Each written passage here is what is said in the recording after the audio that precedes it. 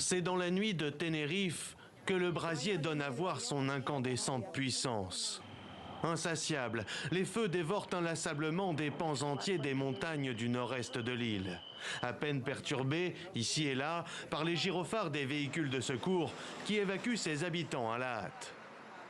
Nous avons vu un petit incendie se déclarer et malheureusement, cette fois, ce n'était pas dans la brousse, mais à côté d'une maison. Les autorités de l'archipel l'assurent, il s'agit de l'incendie le plus compliqué de ces 40 dernières années. Aux températures plus élevées que d'habitude, se sont ajoutées de fortes rafales de vent, favorisant la propagation des flammes qui descendent désormais des montagnes et se rapprochent dangereusement des maisons. En contrebas, ces habitants évacués ne peuvent qu'observer l'inexorable avancée du brasier et partager leurs angoisses. Le feu est près de la ferme, mais nous avons pas mal de choses. On a un camion, une camionnette, il y a la ferme, les poules.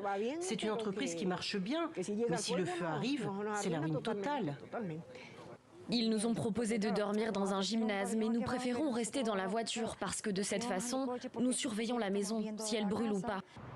Les feux ont déjà attaqué une dizaine de villes sur l'île et dévoré 5000 hectares, soit 2,5% de la superficie de Tenerife. D'après les autorités, près de 13 000 personnes ont été évacuées. La police nous a donné seulement 20 minutes pour prendre quelques affaires. Ils nous ont emmenés ici et nous attendons de voir si la fumée et le feu s'éloignent de nos maisons pour que nous puissions rentrer. Rien n'est moins sûr. D'après le chef des services forestiers, le périmètre du brasier a beaucoup augmenté la nuit dernière et couvre désormais 8000 hectares autour du volcan du Mont Teide, le plus haut sommet d'Espagne.